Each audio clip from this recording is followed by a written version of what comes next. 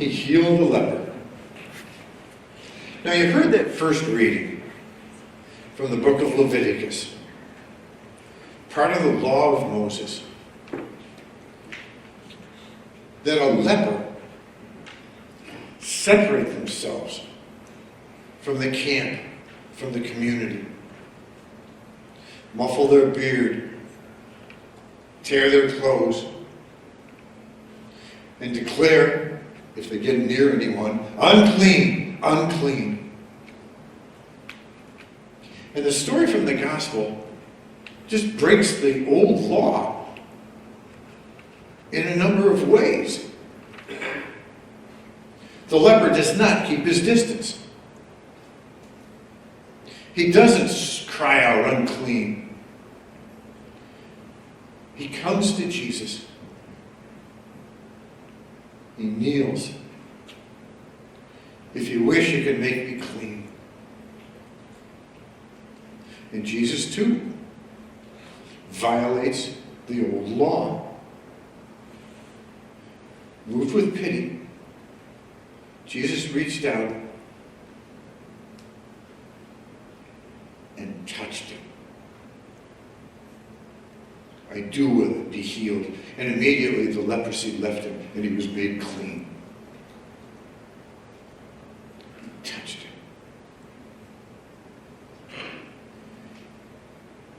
Everything changed with Jesus.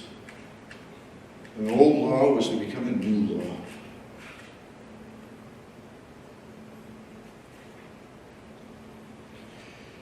Well, it's a very different weekend than it was last weekend. I was a little surprised during the week. I mentioned to a few people, oh, did you see the Super Bowl? No, who won? I thought everybody watched that game. So no Super Bowl this weekend.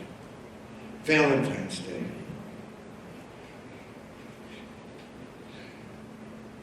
There's so much going on. The trial going on in Washington. An issue that just seems it won't go away. Ash Wednesday. Coming up Wednesday. Yesterday, first reconciliation right here.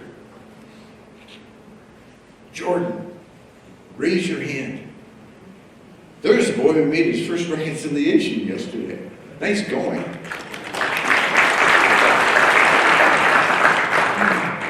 You may put your hand down. Let's see, what else is going on? I have a little list here.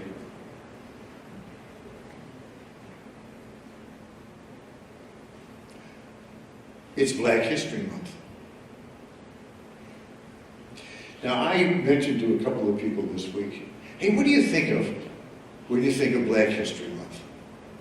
And somebody said, American History Month. It should be all our histories. Somebody else said, well, yeah, we have a lot to learn.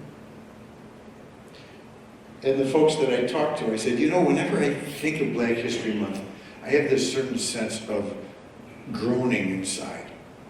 Like, oh, one more thing. And a certain sense of shame that over the years I've never immersed myself into very much. American History Month, good. Black History Month. Well, what about Italian History Month? But there's something special, unique about the black experience in our country, and the simple fact that so much of their history has been lost, forgotten, overlooked. Not too many months ago, there was a tremendous amount of attention, positive and negative, paid to racism, Black Lives Matter. I'm challenging myself anyway to immerse myself just these last couple of weeks and learn something about Black history. I bring this up because it struck me so. The man Jesus healed had a skin issue.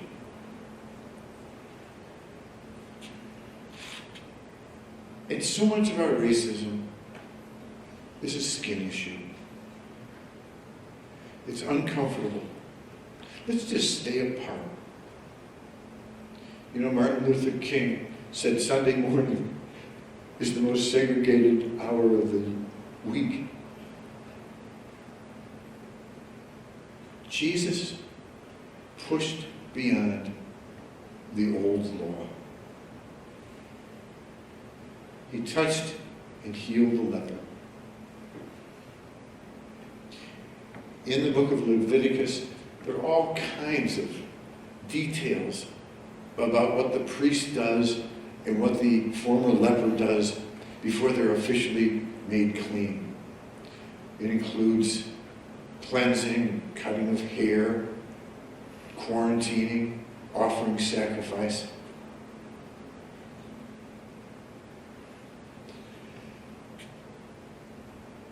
It's easy to forget or lose track of the fact that we have many black saints in the church.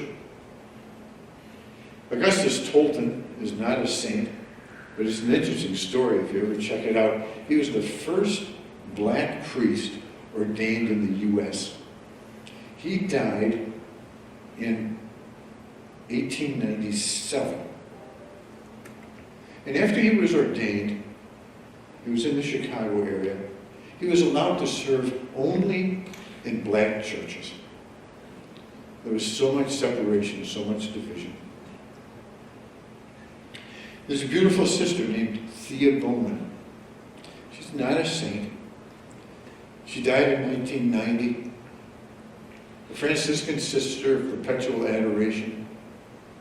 Somehow, she just emerged as a beautiful voice of faith and unity in the face of so much divide.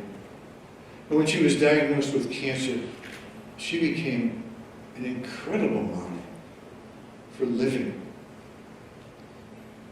even in the face of death. Chris tells me that St. Josephine Bakhita is a big favorite of yours, Monica. Yes. Your confirmation? It was. Yeah. So Josephine Bakhita was born in Sudan, captured as a slave, and given the name Bakhita, which means fortunate. And it's a crazy story, but she ended up in Italy as a slave and decided to become Catholic and learned a few things and decided she wanted to be free. And her owners were insulted. They finally took it to court, and the court said, well, slavery is illegal in Italy. You've been free since you touched the soil here. And she served in very simple but impacting ways in that community and only died in 1947. And she was a saint.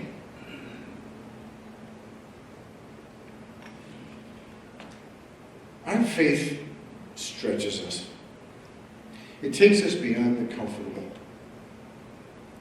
It was a bold, and to many people, a very offensive thing that this leper did to actually approach Jesus. And likewise, an upsetting thing to many that Jesus would touch this man. It violated the old law, but it perfectly embodied the new law that calls us to reach out and welcome and embrace and touch. In that first reading, we heard that those with leprosy stay outside the camp. In the gospel, after this man can't keep his mouth shut, spreads the word everywhere, it became impossible for Jesus to even enter a town openly. He stayed outside in deserted places. You see? He actually traded places with the leper.